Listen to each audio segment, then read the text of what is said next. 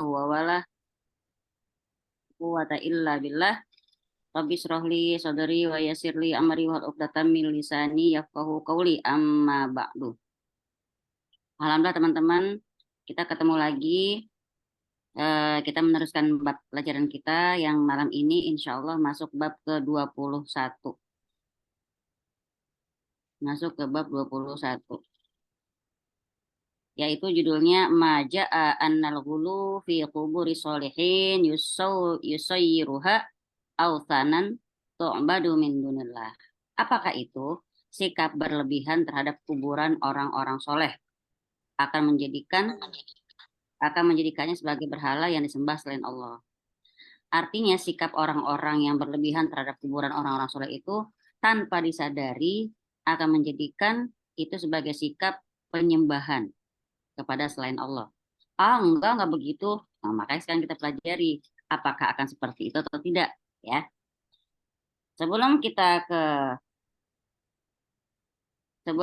ke hadis ya dari Imam Malik dalam Al-Muwatta kitabnya ya, bahwa Rasulullah SAW bersabda, kita ke penjelasan dulu. Berlebihan terhadap orang soleh itu ada dalam dua bentuk. Berlebihan terhadap orang soleh itu ada dalam dua bentuk. Pertama, berlebih-lebihan dalam hal wasilah. Berlebih-lebihan dalam hal wasilah. Wasilah itu kayak apa ya? Perantara atau menjadikan sebagai jembatan, gitu ya. Aneh atas wasilah Winda bisa kenal sama Indi. Tuh. Aneh atas wasilahnya Mbak Lin bisa kenal sama Mbak Jija. Ya. Terus apa lagi? Ya pokoknya gitu dah, wasilah-wasilah ya. Mbak Fani, apa kabar Mbak Fani? Nih kalau mau urusan Palestina tuh wasilahnya Mbak Fani tuh kalau mau minta gambar Palestina. Ya. Jadi yang pertama, berlebihan dalam hal wasilah. Misalnya gimana? Dia ibadah kepada Allah, tapi di kuburan. Berdoanya kepada Allah, tapi doanya di kuburan orang soleh tersebut dengan keyakinan di kuburan orang soleh ini doanya akan lebih mustajab. Nah, bentuk berlebihan yang seperti inilah ya kepada kuburan orang soleh, bentuk berlebihan seperti ini bisa menjadi wasilah menuju kesyirikan. Jadi yang pertama berlebihan dalam hal wasilah. Kan kita minta tetap sama Allah, cuman karena kuburannya Syekh ini, Syekh Anu, kayak gitu ya. Siapa tahu karena dia orang soleh, doa kita lebih makbul. Kagak ade, begitu-begitu. Ye, biar kata dia solehnya udah kayak apa tahu, kagak ade, nggak boleh berdoa di kuburan. Kemudian tadi berdoanya apa berlebihannya dalam hal wasilah, bahkan menjadikan wasilah saja tidak boleh. Atau bahkan tanpa disadari dia bisa menjadi wasilah, makanya hati-hati. Yang kedua, berlebihan dalam hal sebagai tujuan. Ya, berlebihan dalam hal sebagai tujuan. Kayak gimana kalau dalam hal tujuan? Dia berdoanya kepada mayat orang soleh itu langsung. Itu jelas-jelas sudah merupakan kesyirikan akbar. Itu sudah merupakan kesyirikan akbar. Maka kita udah bahas ya di bab sebelumnya tentang bentuk berlebihan yang pertama.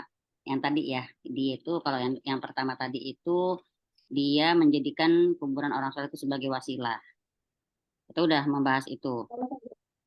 Nah, sekarang pada bab yang sekarang ini nih, halaman 21, bab 21 ini kita akan membahas kategori berlebihan yang poin kedua.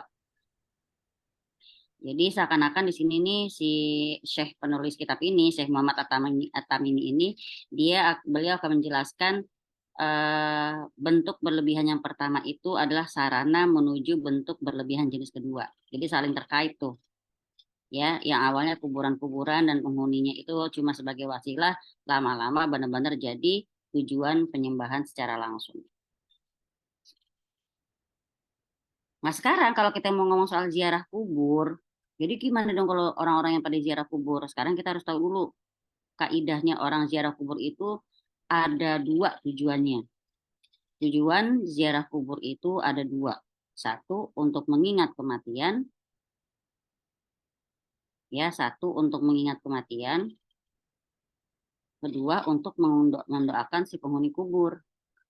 Oh, berarti boleh mendoakan penghuni kubur. Kalau sambil kita datang ya boleh aja. Ya, biasanya kalau orang Indonesia sambil eh, mereka kita biasanya menjelang Lebaran atau menjelang puasa, boleh nggak gitu?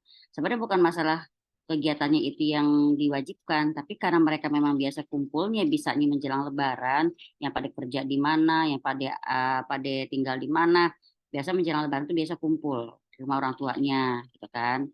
Nah, mereka pakai momen itu untuk bareng-bareng ke kuburan. Boleh ya, boleh aja ya, ziarah kubur. Satu, ingat kematian, kedua mendoakan orang yang sudah meninggal tersebut.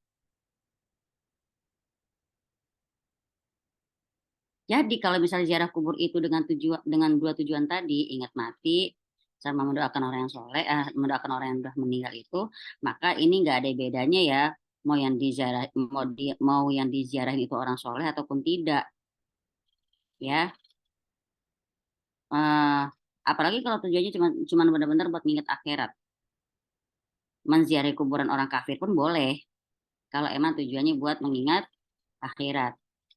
Tapi kalau tujuannya mendoakan, maka ini cuma khusus untuk orang muslim. Jadi berdasarkan dua tujuan ziarah kubur ini, kita udah nggak punya lagi alasan yang bisa dijadikan hujah untuk berlebih-lebihan terhadap kuburan orang soleh. Ya, nggak ada hujah kita untuk bersikap berlebih-lebihan terhadap kuburan orang soleh. Sayangnya, kenyataan-kenyataan yang terjadi di masyarakat kita sekarang ini justru pengagungan-pengagungan terhadap kubur sangat eh, rame, ya. Bahkan sebagian kuburan-kuburan itu disediakan tempat khusus untuk ibadah di situ. Ada nggak? Kuburan itu dibangun biar orang bisa ibadah juga di situ. Ada banyak. Kalau maaf sebelum lupa. Win, Ada tandem.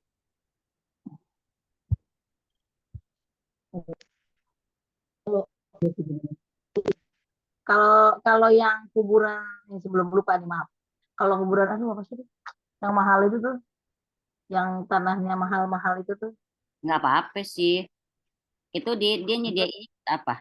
Buat ibadah nggak ada. Kalau Anilat sih waktu waktu Anilat teman yang ziarah ke kuburan papahnya ya, itu kan kuburan yang 50 JT. Tahu udah berapa puluh JT itu ya. oh, oh. Nah, Anilat kuburannya malah rata. Gak ada yang aneh-aneh kan ya? Malah Nggak, justru malah diratain kuburannya.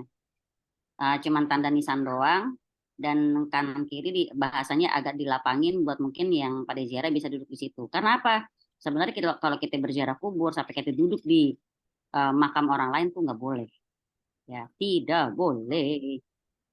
Nah sekarang oh, dari mana sih tradisinya orang-orang yang bikin kuburan itu lantas ada tempat ibadahnya? Itu sebenarnya tradisi orang-orang Syiah.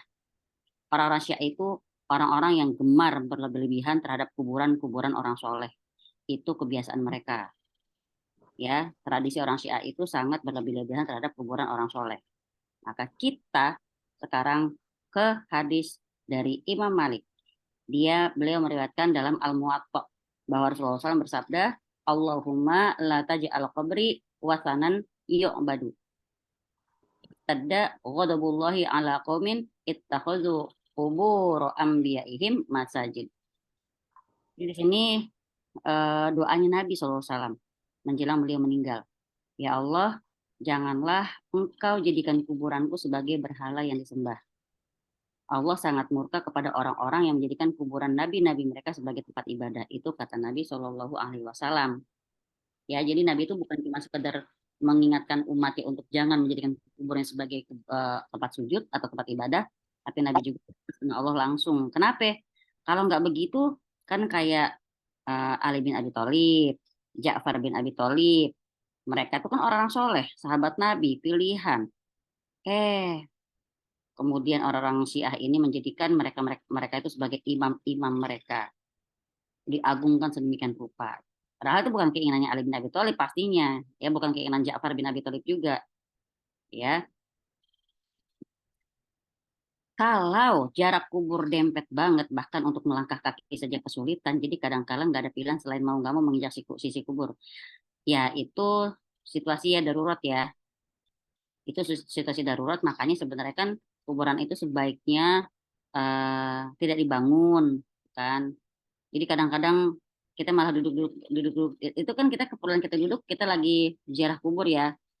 Nah, ini yang ngerinya bahkan ada yang sengaja duduk-duduk doang buat hal-hal yang lain, auzubillah. Ya, bukan bukan ada kepentingan tertentu. Kalau emang seperti itu situasinya, insya Allah itu darurat. Darurat tuh tubitul mahdurat. Darurat itu kadang-kadang bisa membolehkan yang tidak boleh. Ya, makanya sebenarnya kalau urusan berdoa, bisa saja kita berdoa di rumah. Tapi ini tadi, pengen ingat kematian atau pengen ingat akhirat, monggo, silakan. Oke, jadi boleh ya Ibu. Kalau emang jarak kuburnya dempet, semoga Allah kasih kita rezeki semua, kuburannya bisa di tempat yang bagus. Oh, Nah, hadis ini yang diriwayatkan oleh Imam Malik ini dalam Al-Muwatta'nya beliau ya, dari Zaid bin Aslam, dari Atta bin Yasar, bahwa Rasulullah SAW bersabda seperti itu. Atta bin Yasar itu siapa sih? Beliau seorang tabi'in. Dia adalah tabi'in, artinya dia orang-orang yang masih ketemu sama sahabat-sahabat Rasulullah walaupun beliau udah nggak ketemu sama Rasulullah. Itu namanya tabi'in. Atta bin Yasar ini seorang tabi'in, dia maka kalau karena yang meriwayatkan dari Atta bin Yasar maka hadis ini mursal. Ya, hadisnya mursal, bahkan kalau hadis mursal bisa dikatakan itu menuju ke doif, apa-apa. Kalau hadis doif itu selama bukan dijadikan sebagai sandaran buat tata cara ibadah, nggak apa-apa buat sekedar motivasi atau pengingat. Ya, tapi karena hadis ini juga diriwayatkan oleh Al-Bazzar dari Zaid bin Aslam, ini bisa dikatakan dia marfu sampai kepada Rasulullah SAW. Maka bisa aja kita bilang nih hadis termasuk kuat karena yang meriwayatkan juga ada Imam Malik di sini, bahkan dimasukkan ke dalam kitabnya Al Muwatta. Jadi kalau kita lihat derajat hadisnya sebenarnya udah kuat, ini cukup kuat ya. Nah, dalam hadis ini kita bisa lihat di sini Nabi, kita bisa lihat dua poin yang Nabi eh, apa namanya, yang Nabi perintahkan atau yang Nabi lagi minta di situ. Ada dua poin dari hadis ini. Pertama, hadis ini menunjukkan larangan berlebihan dalam tujuan. Larangan berlebihan dalam tujuan. Itu tadi ya. Allahumma la taja'al qabri wasanan yu'badu. Ya Allah, janganlah kau jadikan kuburanku sebagai berhala yang disembah. Jadi beliau nggak mau kuburannya jadi tujuan orang-orang menyembah. Jadi berhala. Jadi dari hadis ini pertama kita ambil poinnya adalah di sini hadis ini menunjukkan larangan berlebihan dalam tujuan. Jangan sampai kita jatuh dalam kesyirikan dengan melakukan penyembahan terhadap berhala.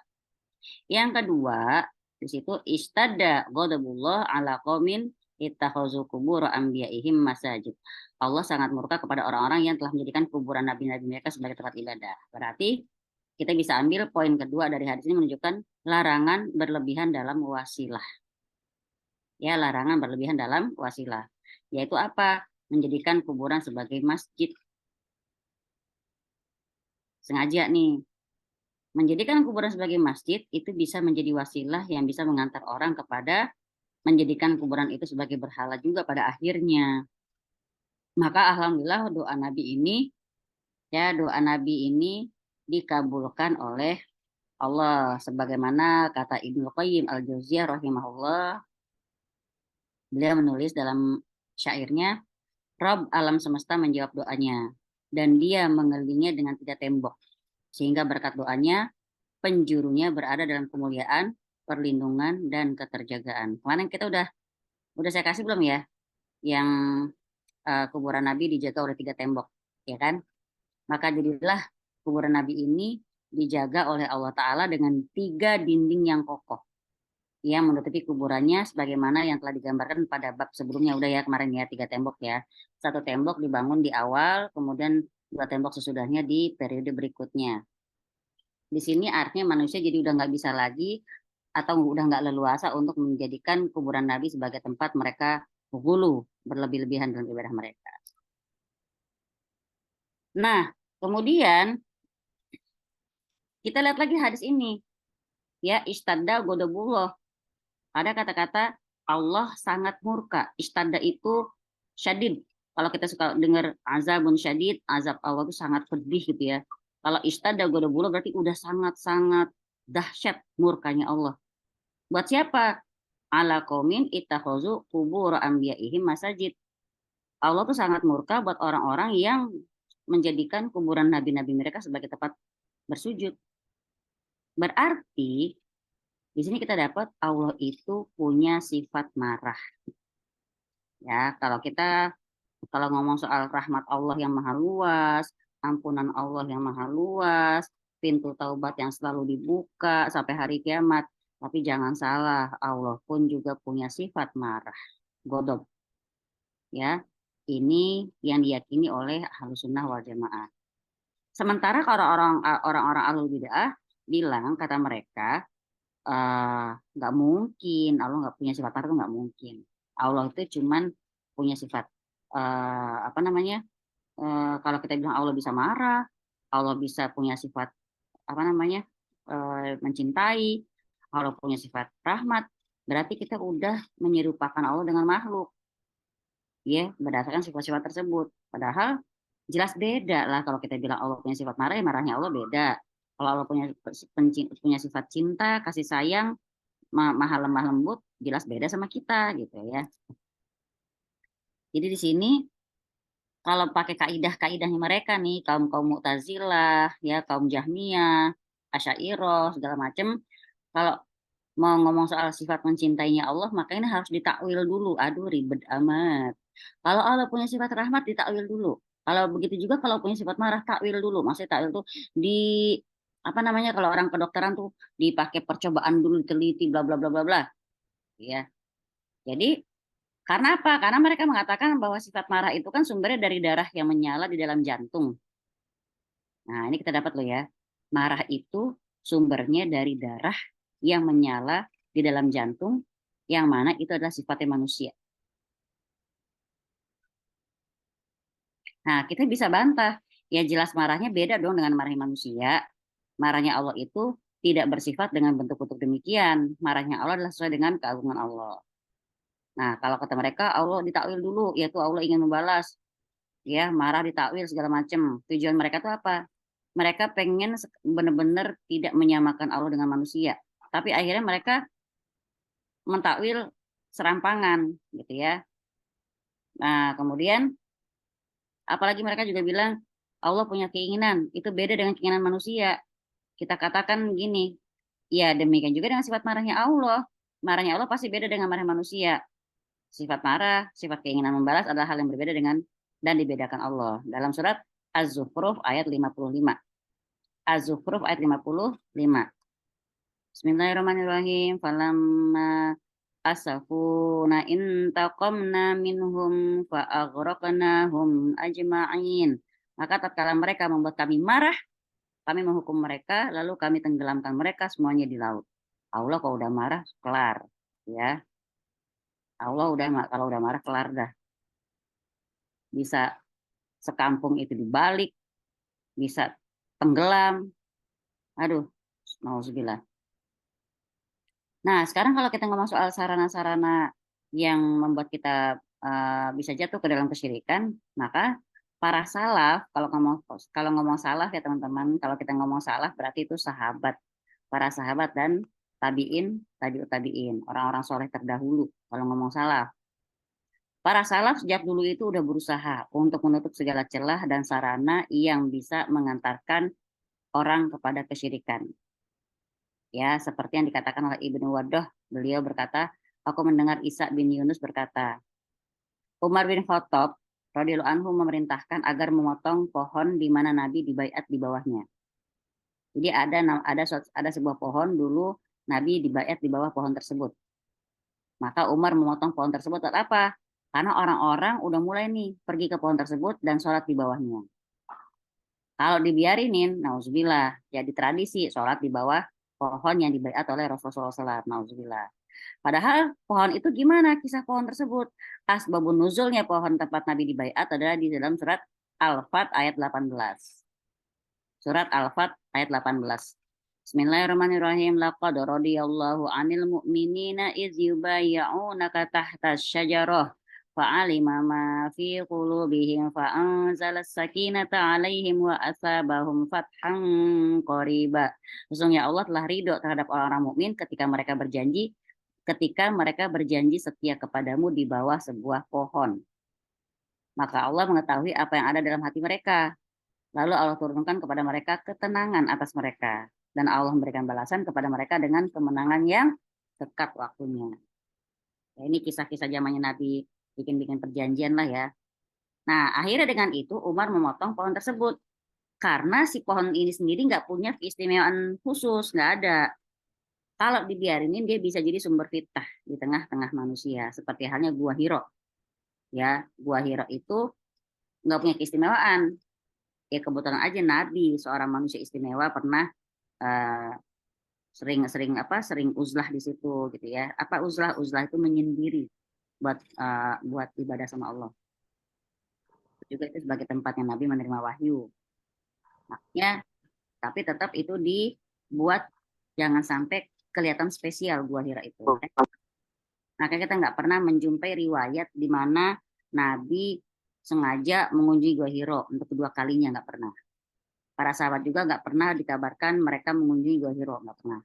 Maka di sini eh, kita juga kalau ingat-ingat kisah Ashabul Kahfi, ya hikmah tidak disebutkannya lokasi di mana Ashabul Kahfi tertidur itu, coba nggak ada yang tahu kan di gua mana? Kenapa? Biar nggak jadi tempat kesyirikan. Ya kita tahu Ashabul Kahfi tertidur 360 tahun, bahkan sampai anjingnya juga jadi tulang gitu kan. Allah hidupin lagi, masya Allah. Nah tapi kita nggak pernah tahu di gua mana itu gitu ya. Kemudian hmm, ada lagi nih kejadian menakjubkan ya di zaman para sahabat lah ya. Dalam kitab Maghazinya dari Ibnu Ishaq, tambahan dari Yunus bin Bukair dari Abu Khaldah Khalid bin Dinar, Abu Aliyah menyampaikan kepada kami, dia berkata ketika kami menaklukkan kota Tustar, kami menemukan sesosok mayat laki-laki terbaring di atas ranjang di Baitul Mal milik Al-Hurmuzan. Di sisi kepala si mayat ada mushaf Quran. Lalu kami ngambil mushaf tersebut dan kami kirim kepada Umar. Umar memanggil Ka'ab untuk menerjemahkannya ke dalam bahasa Arab. Dan aku adalah orang Arab pertama yang membacanya. Aku membacanya seperti aku membaca Quran. Maksudnya dia ngerti gitu ya. Lalu aku bertanya kepada Abul Aliyah. Ini isinya apaan? Ya, dia menjawab tentang perjalanan hidup kalian, perkara-perkara kalian, gaya bahasa kalian, dan apa yang akan terjadi nanti. Lalu aku berkata, terus apa dong yang kalian lakukan terhadap mayat tersebut? Dia menjawab, kami menggali 13 kubur secara terpisah di siang hari. Ketika malam tiba, kami menguburkannya dan meratakan seluruh kuburan tersebut untuk mengelabui orang-orang sehingga tidak membongkarnya. Aku bertanya, apa yang mereka harapkan? Kalau hujan nggak turun kepada mereka, maka mereka akan membawa mayat tersebut keluar sehingga hujan pun turun kepada mereka. Nah, lalu aku bertanya, menurut kalian siapa mayat itu? Lalu ada yang menjawab, seorang laki-laki bernama Daniel. Kalau orang bilang Nabi Daniel itu ya. Sejak kapan kalian mendapatinya sudah mati? 300 tahun yang lalu coba. Mayatnya masih utuh. Ya, apakah ada perubahan dalam jasadnya? Enggak ada. Hanya beberapa helai rambut dari bagian belakang kepalanya. Sesungguhnya bumi tidak memakan jasad para nabi, masya Allah. Jadi suatu hari ditemukan jasad seorang laki-laki, ternyata itu nabi. Nah, jadi di kuburnya pun dibikin 13 kuburan, semuanya rata. Jadi orang nggak akan bisa nebak di mana. Ya. Kalau kita lihat kisah ini berarti praktek-praktek masyarakat yang membuahkan hasil yang tidak diharapkan tuh kemudian dilazimkan, ya, dibilang tuh praktek itu benar, itu udah dari dulu. Nyolong-nyolong mayat kan, gitu kan. Nah, sebenarnya mayat Nabi pun pernah hampir ada yang mau mencuri mayat Nabi. Tapi Masya Allah, Allah yang menjaga langsung ya. Ada dua orang Yahudi yang ngegali pelan-pelan, pokoknya sabar banget sampai berapa bulan lah. Mereka pernah tinggal di daerah tersebut.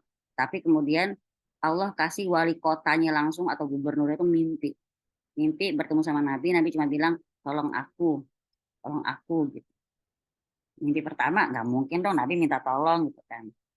Sampai 3 kali mimpi, tolong aku, tolong aku. Dia nggak tahu nih harus ngapain nih mimpi, nggak mungkin salah nih mimpi sampai 3 kali datang dan Nabi yang minta tolong ada apa. Oh ternyata begitu dia dinasihatin sama para penasihatnya caranya gimana biar biar kita tahu ada apa dengan Nabi SAW, dikumpulin masyarakatnya, ditanya ini udah kumpul semua belum? Udah, beneran, udah pendatang atau yang memang asli penduduk sini udah datang semua. Oh, kalau penduduk asli udah datang semua ya ya apa ya gubernur, tapi ada 2 nih yang belum. Mereka sih pendatang. Lah udah kapan mereka tinggal di antara kalian? Udah beberapa bulan. Kenapa sekarang mereka nggak ikutan? Nggak tahu.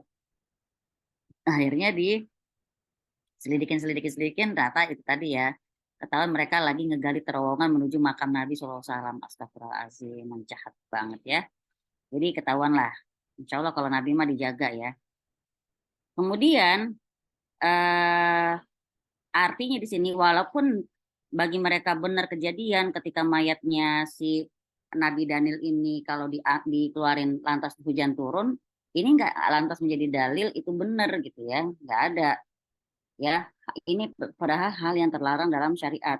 Sama kayak orang berdoa kepada mayat lalu doanya terkabul, nggak lantas menjadikan perbuatan itu berarti benar, enggak ya.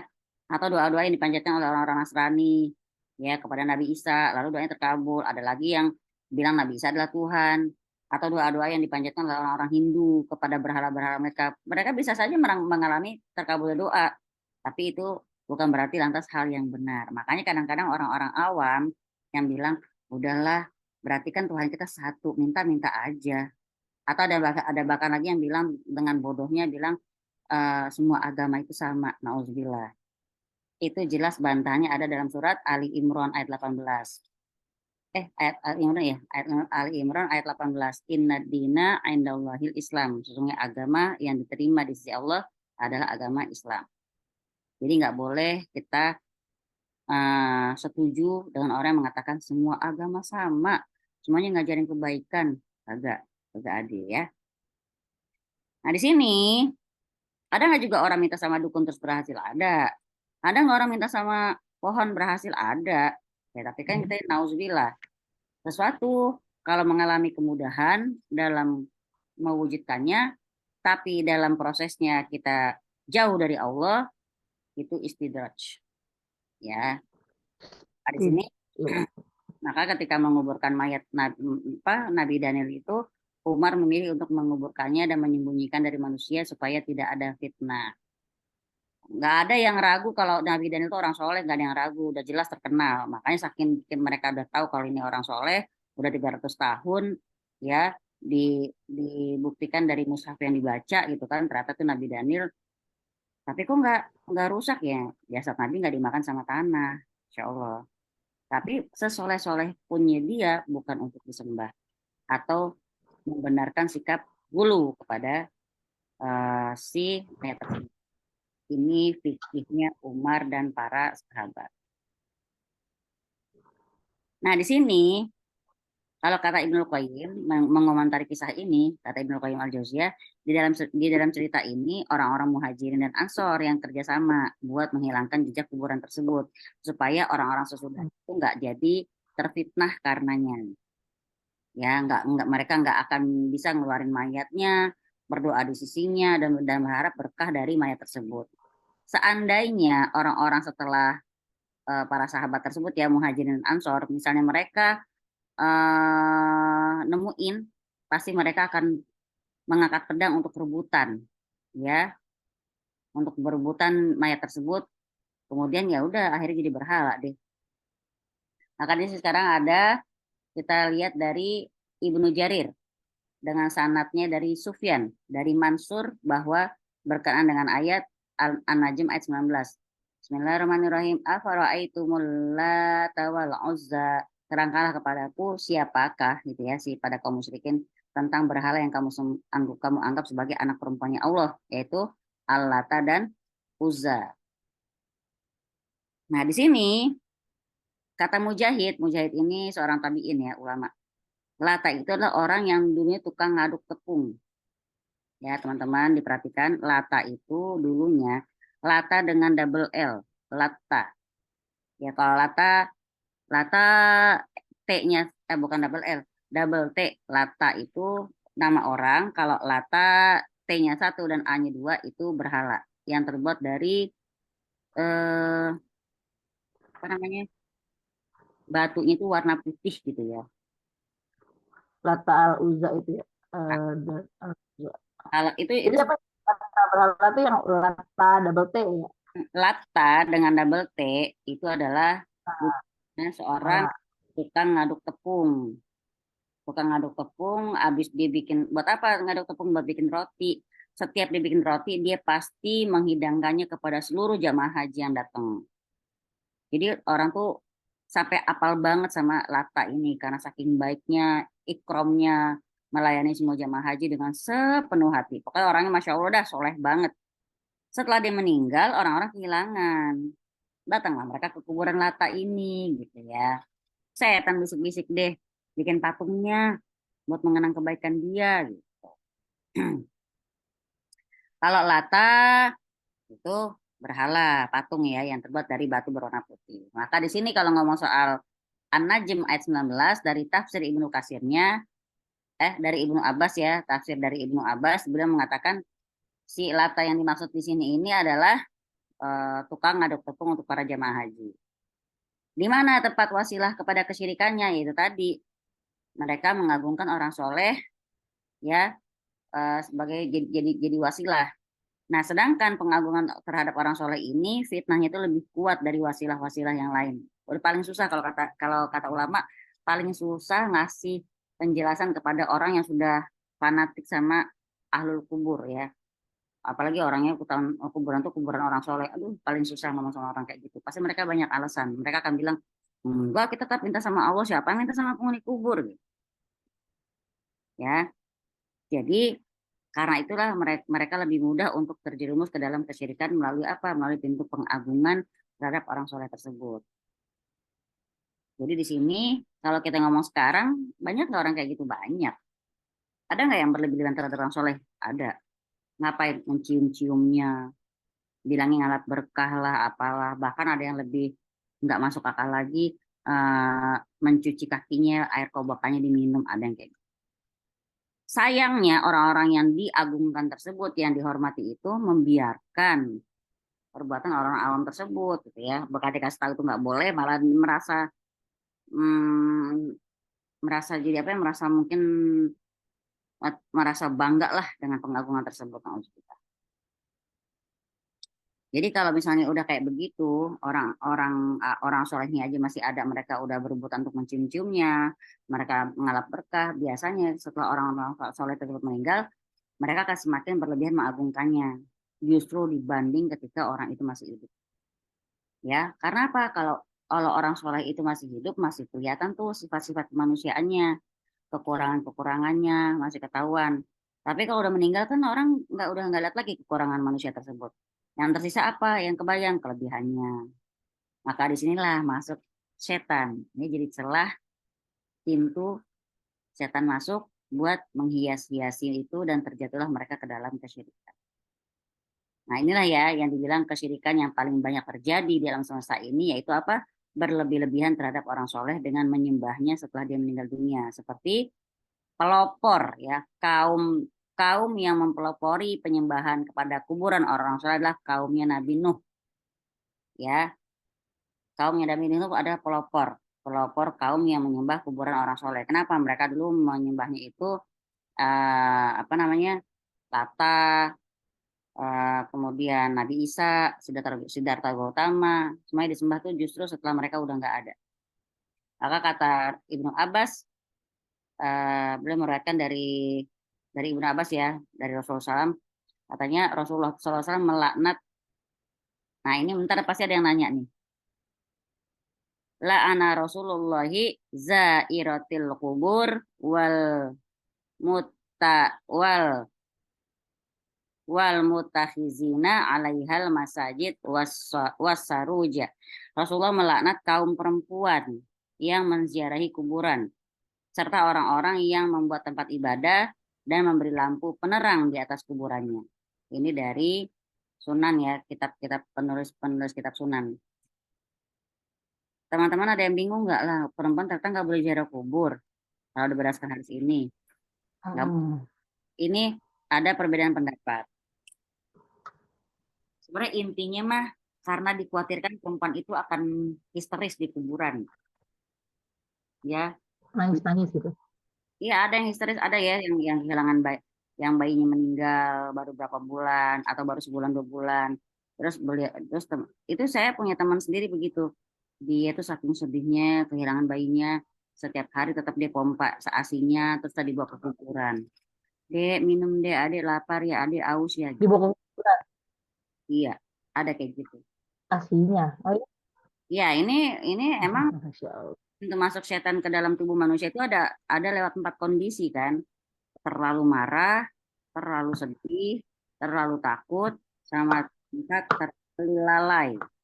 Ya, Terus terlalu. senang. Oh, Nah, terlalu. nah, ini biasanya dari pintu kesedihan. Cewek udah Hmm. fitrahnya emang dominan perasaan, lagi sedih pula kehilangan. Kira-kira bagaimana ibu-ibu? Setan gampang masuk nggak? Gampang. Gampang sekali ya. Hmm, asal sebenarnya gini, eh, apa namanya? Kan Rasulullah SAW juga pernah nangis ketika anaknya yang bernama Ibrahim meninggal. Maka Ibnu Mas'ud bertanya pada Rasulullah, ya Rasulullah engkau menangis gitu ya. Kata Rasulullah, al-ainu tadma'u wal qalbu yahzanu wala taqulu milisan ila mayat dorobana. Kata Rasulullah, mata boleh aja menangis, hati boleh bersedih. Tapi lisan ini jangan sampai mengucapkan sesuatu kecuali yang Allah ridho. Jadi teman-teman kalau emang sedih, kalau emang punya anak yang sudah nggak ada, suka ziarah kubur, monggo. Nangis boleh, tapi lisan itu jaga. Jangan sampai ngomong yang kira-kira bikin Allah nggak ridho. Ya Allah, kenapa dia sih? Kan dia masih terlalu kecil ya Allah. Kata Allah suka-suka gue gitu ya. Ya. Salam ayah. Nah, sekarang kalau ngomong soal ini tadi ya, para wanita yang menziarahi kubur. Pasti ada yang penasaran dong, aku gimana ziarah kubur? Sedangkan di sini dibilang Rasulullah melaknat kaum wanita yang menziarahi kuburan. Ya kan? Takut nggak dilaknat? Ayo ibu, ibu suka ziarah kubur, ayo. Eh, Ayo Allah. ayo, ayo, ayo. Kan Ayo. kan maksudnya ziarah kubur kita ziarah kuburnya udah nggak pakai nangis gitu. Udah udah nggak histeris. Ya kan? Ya kan Bu ya. Pasti pertanyaannya gitu. Kalau udah nggak pakai nangis udah tenang, udah apa ya nggak histeris, nggak pakai emosi, boleh nggak kayak gitu? Ini yang kelihatan lagi ngomong ibu sama Mbak Winda, tapi yang kedengar suara Winda doang. Bagaimana ini? Oh, Ayo Bu, kenapa Bu? Belum kedengeran sayang. Ibu padahal udah dibuka speakernya ya. Kenapa Ibu nggak kedengeran Ibu? Belum lama ya. Ibu, apakah suaramu hanya terdengar hanya bagi orang-orang yang beriman saja, Bu? Ibu apakah kita perlu berwudu bareng-bareng? Waduh tuh kan Ibu. Sekarang Ibu itu lagi tuh di mute lagi. Coba dibuka lagi di speakernya Ibu. Ah, iya. Kalau gitu Ibu via chat aja deh, Bu.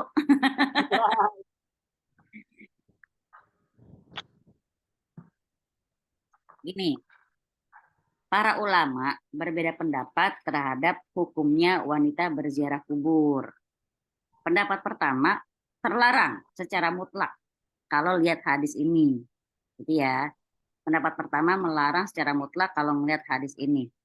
Yang kedua, ini mungkin nih ulama nih tahu nih si hati Winda nih.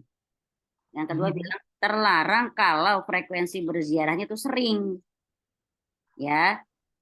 Kalau dia Hmm. frekuensi berziarah terlalu sering, berdasarkan hadis dalam riwayat yang lain dengan lafaz zawarotin. Zawarotin itu kan asal kata dari ziarah. Zawarotin itu berarti itu ziarah-ziarah, udah berulang-ulang. Kalau dari sighah mubalaghah, mubalaghahnya berarti wanita-wanita yang sering sekali melakukan ziarah. Nah, yang berpendapat dengan pendapat yang kedua ini mengatakan kalau cuma sesekali maka boleh aja bagi perempuan.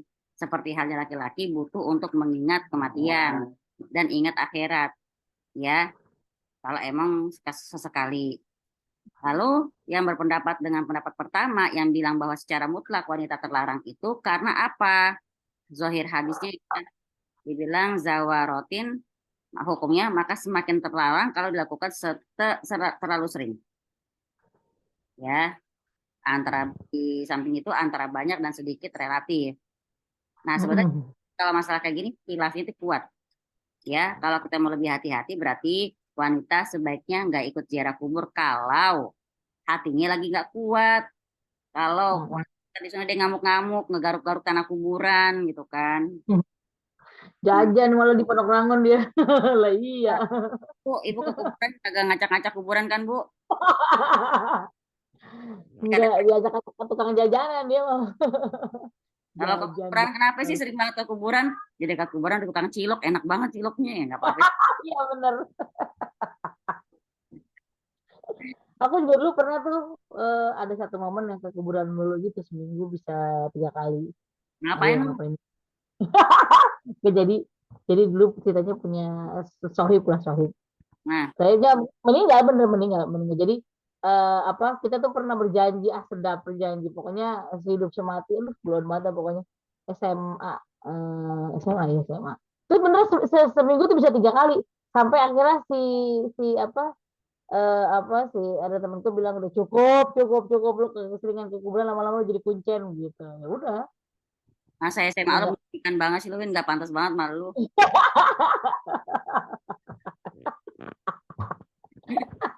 Nggak makanya cocok gitu banget. Anak nggak ini banget. Eh, masih masih kan nggak ada zaman SMA, lo sosialita lo gaya lo. Jarak kubur jong. kagak jarak kubur kayak orang-orang justru datang aja gitu ke kuburan habis itu udah ngobrol ngomong di kuburan pokoknya parah banget dah sama teman bertigaan gitu jadi kitanya bestian makanya Ingat, bestian ingat ya, ini ceritanya tidak patut untuk ditiru ya. kan gue bilang contoh asik.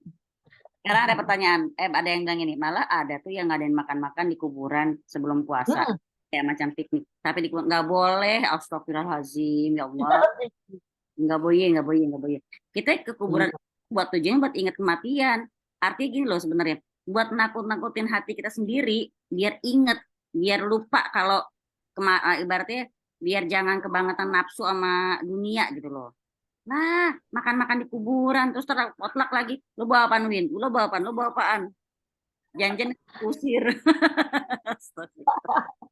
Itu namanya bukan itu bukan mengingat kematian itu berarti bukan mati justru ya. Jadi kalau masalah perempuan sering-sering di ziarah kubur, kenapa dilarang? Sebenarnya yang dikhawatirkan adalah dia itu kan takutnya jiwa kuat, takutnya dia nangis, dia meronta-ronta, apa histeris. Kalau zaman dulu tuh Arab-Arab jahiliyah wanita-wanita zaman dulu kalau udah yang namanya ditinggal meninggal, mereka tuh sampai nampar-nampar pipi, sampai robek-robek baju. Makanya ada Masya Allah iya, makanya macam film India. ada hadisnya itu kalau dibilang yang nihayah itu loh, yang suka meratap-ratap, Oh meratap-ratap. iya iya. Nah, itu nggak boleh. Jadi di sini dikhawatirkan si cewek ini menangis, meronta, lalu dia menyesali apa yang udah terjadi, dia protes sama Allah dan nggak terima takdir. Beda sama laki-laki yang cenderung lebih kuat. Makanya di sini wanita tuh nggak dianjurkan untuk ziarah kubur. Hadis tentang keutamaan yang akan didapatkan oleh orang yang ikutin jenazah disepakati ulama, hal tersebut cuma berlaku buat laki-laki. Ya, emang ada keutamaannya orang yang mengantarkan jenazah. Kemudian itu nggak berlaku buat perempuan. Kalau perempuan pengen ingat akhirat, maka bisa dengan wasilah yang lain. Ya, kalau Jangan. pengen akhirat, wasilah yang lain apa? Ehm, ya, mungkin bisa dengan membaca beberapa ayat-ayat tentang kehidupan akhirat, gitu kan. Kesimpulannya ini sebenarnya masalah yang diperselisihkan oleh para ulama.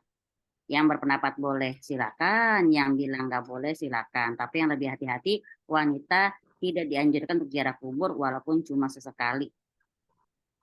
Nggak dianjurkan loh itu ya.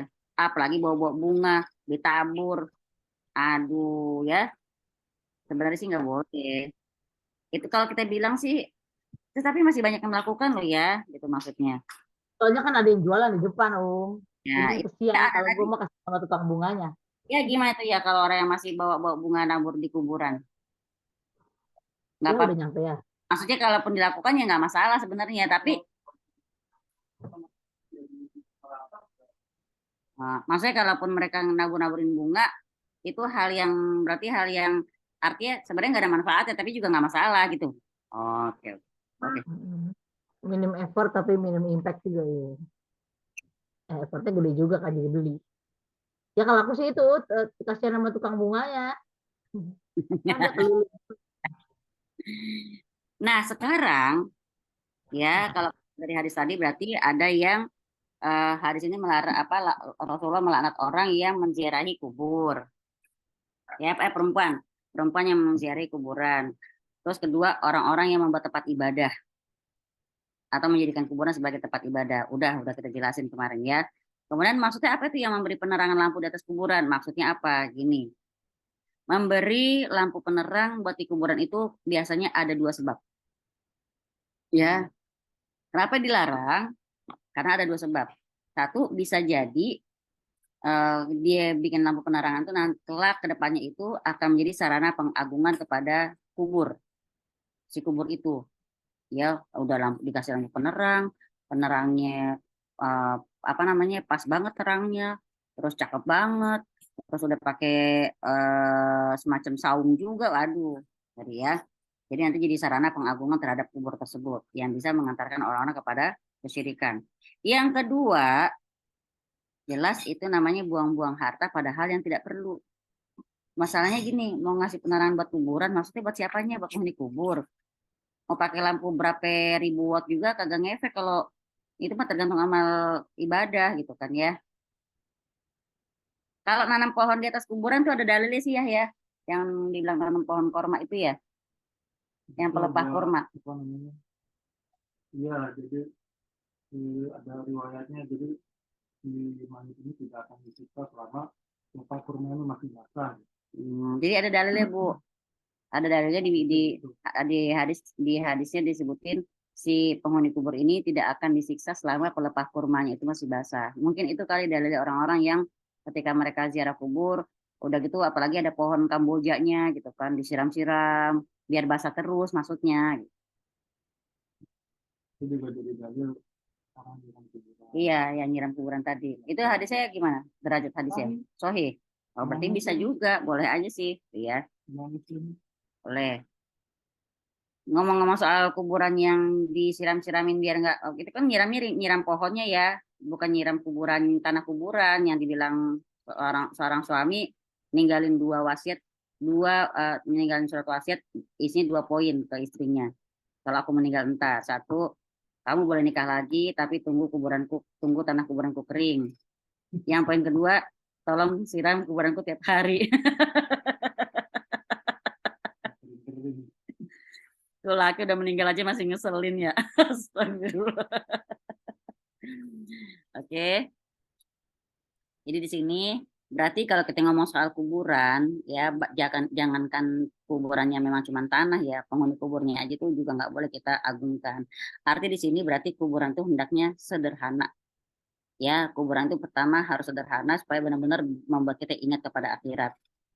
Ya, mungkin eh, kuburan di tempat yang ratusan juta itu sebenarnya sederhana kelihatannya, tapi biar kata sederhana apa namanya desainnya dan dia nggak pakai di tembok nggak pakai di keramik ya orang tahu tanah di situ mahal ya beli tanah di kuburan itu ya ada yang 50, 150, 100 aja udah astagfirullahaladzim. Tapi nggak apa-apa sih kalau punya duit mah silakan. Jangan sampai kita julid ya. Nah, arti di sini gimana caranya kalau orang ke kuburan itu benar-benar ingat sama akhirat. Dia lupa sama yang namanya fitnah dunia, kemewahan dan harta yang berlimpah. Jadi benar-benar setiap dia ke kuburan dia ingat sama kematian, ingat sama akhirat. Di sini berarti kuburan itu apa? Sebenarnya sih definisinya itu kuburan itu nggak lebih sebagai tempatnya orang-orang yang sudah mati, bukan yang masih hidup. Semewah apapun kuburannya, seterang apapun mau dikasih lampu, tetap aja nggak ada manfaatnya buat si mayit. Kalau emang punya harta, mendingan digunain untuk sedekah. Itu yang lebih nyambung buat si mayit. Kalau ada punya orang yang udah nggak ada, keluarga udah meninggal, atau mungkin orang tua, kalau pengen kebaikannya itu langsung ada manfaatnya buat yang sudah nggak ada, sedekah. Tuh ya. Baik, teman-teman, Sebelum saya ke kandungan bab ini, adakah yang mau bertanya? Bertanya. Ada mau nanya nggak? Mau tanya Enggak.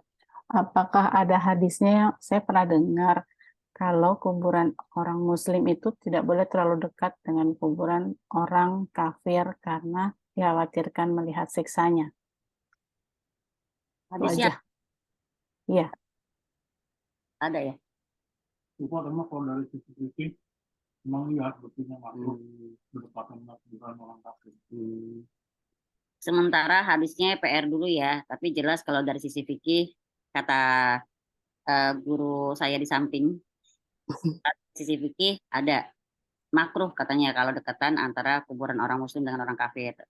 Ya sekarang gini, mungkin dalilnya gini kali ya, kan kita juga ada pernah, mungkin teman-teman juga udah pernah lihat hadis yang Rasulullah SAW waktu dia ke lewatin kuburan, kalau nggak salah sampai berhenti apa gimana sih? Ya, Nah, kan? Apa yang apa sampai cepet-cepet jalannya gitu, nanti berhenti mendoakan ya kalau nggak salah ya, karena dibilang satu lagi yang ada dua penghuni kubur. yang satu disiksa karena masalah toharoh, Yang yang satu satu disiksa karena pokoknya pokoknya dua-dua disiksa. dua disiksa. Nah terus dia naruh itu lapak-lapak. Oh, itu dalilnya ya. Jadi itu untuk Selama dia masih basah, saya berharap Masya doanya akan Allah. Masya Allah. Jadi Nabi waktu itu pernah lewat di antara dua kuburan dan Nabi benar-benar kayaknya mukanya berubah ya. Terus ternyata Nabi menyampaikan kalau dua kubur apa penghuni kubur yang ada di dua kuburan tersebut lagi disiksa. Yang satu disiksa karena toharohnya enggak benar. Yang satu belum tahu salahnya apaan, tapi yang jelas setelah itu Nabi mengambil pelepah kurma yang basah dan Nabi berharap selama pelepah kurma itu masih basah maka semoga bisa meringankan siksa kubur si penghuni kubur itu. Yang satu kayaknya adu domba ya, Ngadu domba ya Allah, ya ngeri banget kan ya sifat ngadu domba. Sama satu lagi toharoh itu sama-sama disiksa di kubur loh, nauzubillah. Untuk perempuan makanya kan jangan miara kuku biar ceboknya bener, karena cebok itu bukan yang ini, maaf ya, bukan gini nih kalau kita cebok, bukan, tapi harus gitu loh, harus benar-benar bersih kesep. Kok saya pakai permukaan bibir, kan bibir bawah. Jadi benar-benar emang kalau cebok itu harus benar ya, karena toharoh yang nggak benar itu juga bisa menjadi sebab siksa kubur. Oke, sekarang kita ke kandungan bab ini. Ini pada khusyuk, khusyuk ngantuk, capek, apa khusyuk menyimak. Kandungan bab ini Bu Winda, nomor 1. Kedengeran nggak?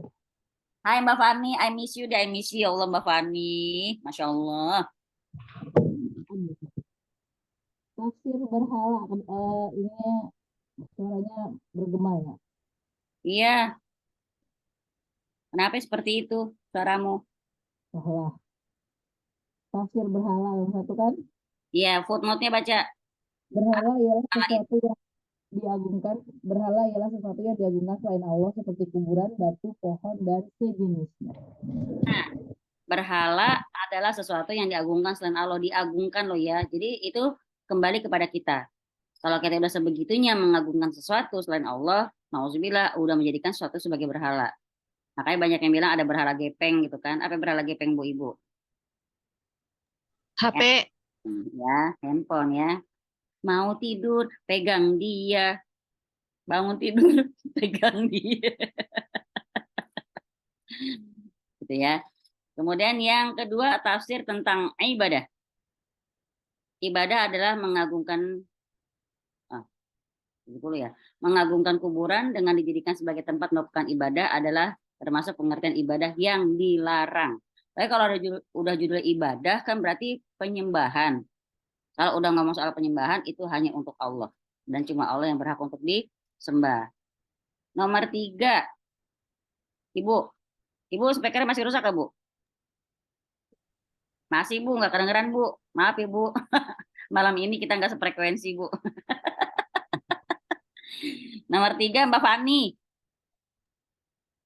Rasulullah Shallallahu Alaihi Wasallam dengan doanya itu tiada lain hanya memohon kepada Allah supaya dihindarkan dari sesuatu yang dikhawatirkan terjadi pada umatnya, sebagaimana yang telah terjadi pada umat-umat sebelumnya, yaitu sikap berlebihan terhadap kuburan beliau, yang akhirnya kuburan beliau akan menjadi berhala yang disembah. Ya. Jangankan kuburan Rasulullah SAW ya, baru para wali-wali aja udah banyak yang segitu mengagungkannya. Sampai ada ziarah kubur bareng-bareng. Coba buat apaan ya. Nomor 4, Mbak Prita, Astari Prita. Ada Prita 2 soal di sini. Astari Prita. Ya, siap Om. Sebentar. Buka itu dulu. Ambil mana tadi? Enggak on cam juga nggak apa-apa, yang penting baca aja. Iya. Nomor berapa tadi Om? 4 halaman 82. 4 halaman 82.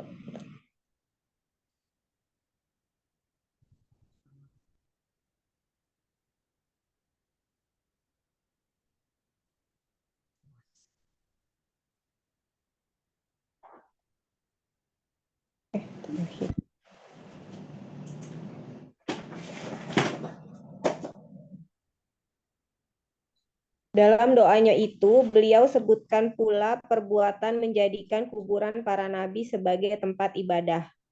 Ya.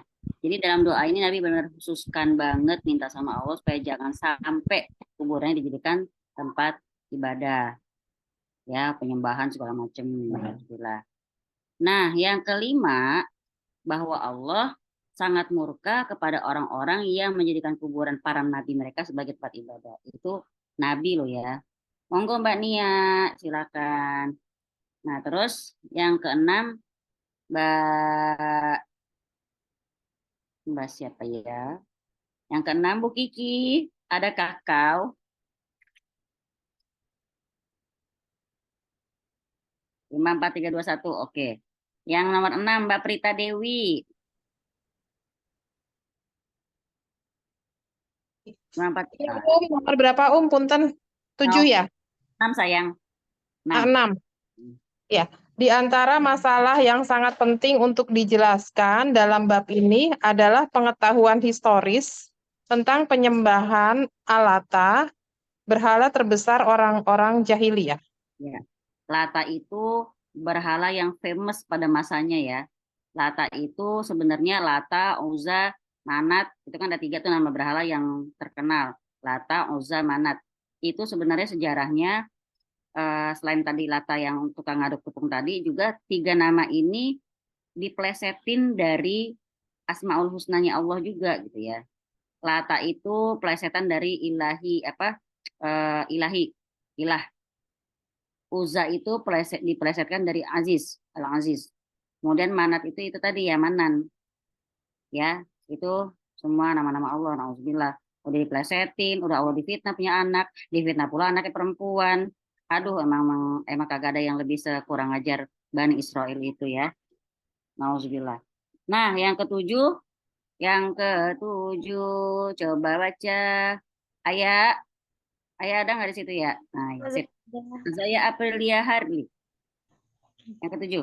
Ini asal-usulnya adalah kuburan orang yang salih, yang diperlakukan secara berlebihan dengan senantiasa dikunjungi oleh mereka.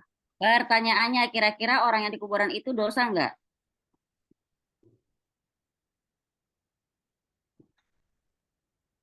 Yang Ayo. dijadikan berhala kuburannya, Ustazah. Ya. Kurang tahu. Rinda, dosa nggak Dewi? Nggak dosa, kan nggak tahu. Ya, nggak dosa lah, kan dia tidak tahu. Nanti di akhirat, ketika orang-orang itu bilang, si penyembah-penyembah ini ya, si yang disembah kuburan itu, mereka bilang sama Allah, ya Allah, aku berlepas diri, aku nggak tahu menau dengan apa yang dia lakukan, dengan apa mereka lakukan, aku nggak ikut campur, aku berlepas diri. Wes, udah mereka salah, di akhirat nggak diakuin pula, akan dibilang kesesatan yang benar-benar sesat, itu kebodohan yang nyata. Nah, kemudian nomor 8, Al-Lata adalah nama orang yang dikuburkan itu yang pada mulanya adalah seorang pengaduk tepung untuk para jamaah haji. Coba tanya Fikri, habis nggak tadi? Yang ke-9, Rasulullah SAW melaknat wanita penziarah kubur. Yang ke-10, beliau juga melaknat orang yang memberi penerangan lampu di atas kuburan. Jadi nggak boleh ya. Tapi ini tidak berlaku untuk PLN gitu ya. Beda dia, emang tugasnya dia ngasih lampu. Baik, sampai sini tanya. Kalau itu serem ya. Iya harus dinyalain, harus pakai lampu dong gitu. Iya ya, belum ada ceritanya PLN di demo. Beda nggak ada. Emang ditugasin ngasih lampu. Nggak ada yang nanya?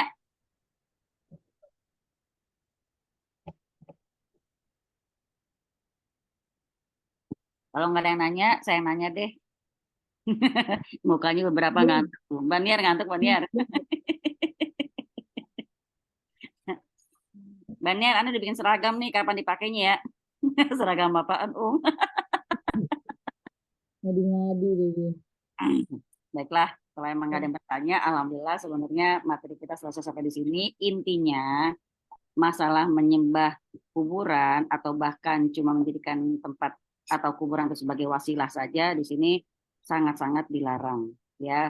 Bahkan sampai akhir hayatnya Rasulullah SAW juga menyampaikan bahwa Allah melaknat, ya, Allah melaknat orang yang menjadikan kuburan Nabi dan mereka sebagai tempat ibadah. Jadi jangan sampai, makanya kenapa kalau orang-orang yang mintanya sama jin, ya, sama setan, pasti diarahinnya bertapaklah di kuburan, gitu kan? Terus mintanya sama kuburan. Pokoknya apa-apa yang Allah larang, apa-apa yang Rasulullah juga larang, itu pasti setan menganjurkan untuk melakukannya, ya. Biar apa? Tapi ya terkabul, tapi karena kan mereka yang ngasih. Tapi jelas kalau Allah yang ngasih dengan mereka yang ngasih beda. Kerjasama sama jin itu tidak ada keuntungan sama sekali. Mereka ngasih 1, ngambil 1000 dari kita. Apa yang diambil? Kesehatan orang tersebut, ya, kebahagiaannya diambil. Pokoknya kagak ada orang, nggak ada ceritanya orang yang kerjasama sama jin itu akhirnya happy ending tuh nggak ada. Sebenarnya nggak ada. Jadi nauzubillah, semoga kita semakin terus memurnikan ibadah kita kepada Allah, jangan menjadikan apapun dan siapapun sebagai sesembahan kecuali Allah Ta'ala. Kira-kira gitu ya teman-teman ya, paham ya insya Allah ya. Kalau ngomong soal berhala tadi ya, itu pohon, batu, segala macem. Zaman sekarang apa? Kalau HP dari apa sih dibuatnya HP ya? HP besi ya? Logam. Ternyata makin canggih zaman, berhala pun makin bermetafora, metamorfosis. Mau pakai bahasa canggih. Bermutasi, asik banget mutasi. Pengajian baru karena ingin menghormati para wali yang telah wafat gimana? Nah ini ngerinya, ini butuh pembimbing yang ngerti ya. Karena apa? Takutnya di antara ibu-ibu itu ada yang ini kalau makamnya wali ini entar sampai sana pokoknya pengen minta nih. Anak gue mau ujian soalnya gue mau minta biar dia lulus. Nah itu kagak boleh. Sebenarnya sih ini yang saya sering sampaikan ya. Perbuatan yang kelihatan di mata kita, mata kita ini kelihatannya baik, tapi sebenarnya jatuhnya sangat-sangat Allah murkai. Ini contohnya. Misalnya kita lihat rombongan ibu-ibu pakai bis mau ziarah kubur. Itu kadang-kadang juga jadi kegiatan rutin loh. Ya. Kegiatan rutin. Sampai bayar segala macam. Atau misalnya nauzubillah kecelakaan di jalan. Orang bilang apa? Wih, itu ibu rombongan pengajian. Karena kita insya Allah tuh orang-orang pada syahid ya. Tapi mana kita tahu ketika mereka sampai di kuburan ternyata mereka udah berdoa sama penghuni kubur atau menjadikan penghuni kubur sebagai wasilah, kan alhamdulillah. Makanya tadi ngomongnya ya, lagi-lagi kalau kita ngomong soal tauhid benar-benar bilangnya apa di sini? Pemurnian ibadah kepada Allah. Tuh ya. Karena emang tauhid kita sampai kiamat nanti lama ya nunggu sampai kiamat ya. Ya sehari aja bisa jadi berubah. Karena dalam hadisnya Rasulullah SAW bersabda bisa jadi seseorang itu pagi beriman, sore kafir. Atau sore beriman, paginya kafir. Kenapa itu tadi? Selintas aja pikiran, selintas aja perbuatan, selintas aja omongan bisa saja menjatuhkan orang pada kekafiran. Nauzubillah summa nauzubillah. Tuh, makanya harus. Nah, kalau pertanyaan Mbak Eris, Gimana ibu-ibu pengajian yang niatnya ziarah kubur karena ingin menghormati para wali yang telah wafat?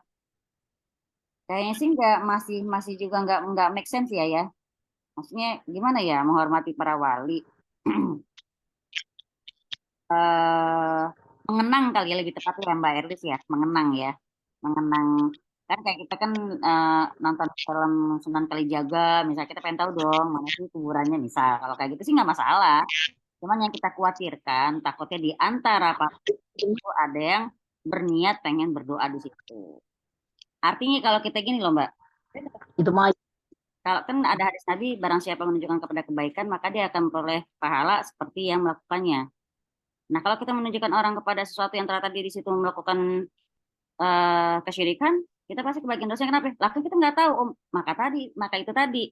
Sebenarnya perbuatan berziarah itu udah rentan rentan mengajak pada kesyirikan, menjadikan kuburan sebagai wasilah gitu sih Mbak Erlis. Kalau saya pribadi menganggap itu sih perbuatan yang mendingan jalan-jalan ke tempat lain aja dah belanja gitu.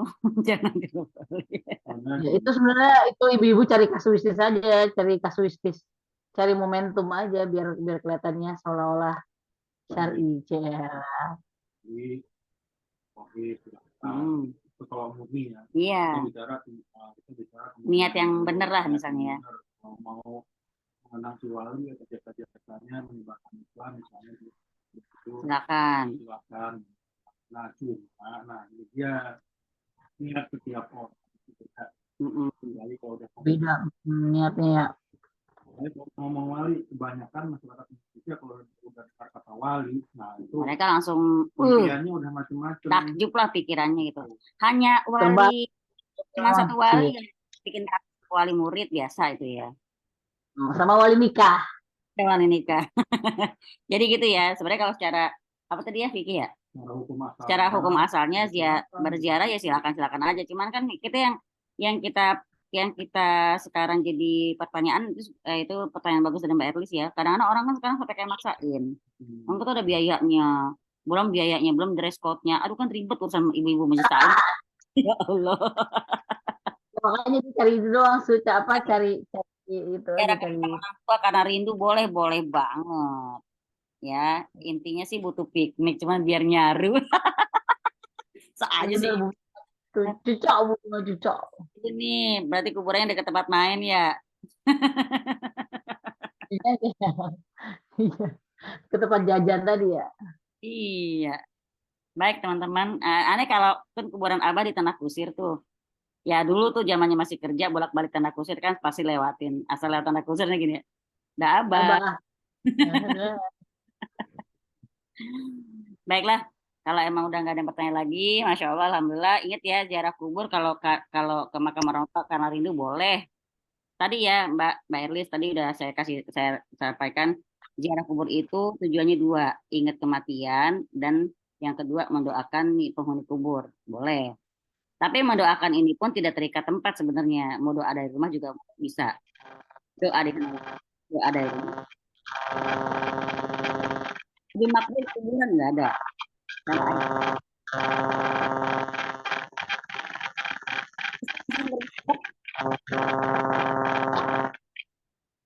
Nah kan, Winda huru hara aja, Winda.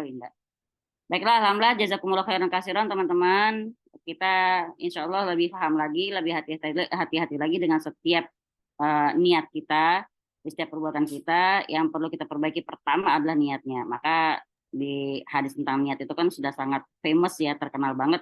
Innamal a'malu binniat. Semua perbuatan kembali kepada niatnya. Baik, saya serahkan kepada Bu Winda. Oke, jadi kalau suaranya mendem, mohon maaf lahir batin. Alhamdulillah, kita telah menyelesaikan bab 21 malam ini dengan penuh keriuhan dan keikhlasan. Muka-mukanya masih muka-muka belum ngantuk nih. Temen banget gitu.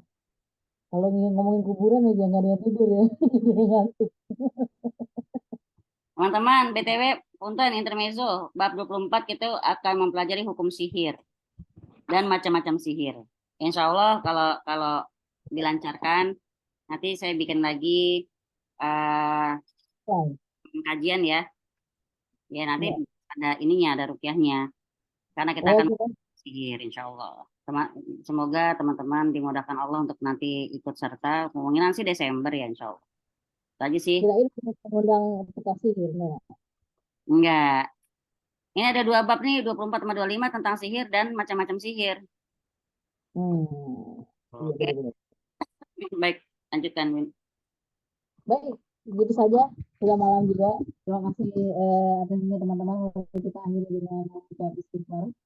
Astagfirullahaladzim, astagfirullahaladzim, Astagfirullahaladzim, astagfirullahaladzim, Dan doa subhanallah, asyhadu an la subhanallah bihamdi. La ilaha illa anta, astaghfiruka wa atubu ilaik. warahmatullahi wabarakatuh. Saya duluan. Terima kasih teman-teman. Sampai Assalamualaikum warahmatullahi wabarakatuh.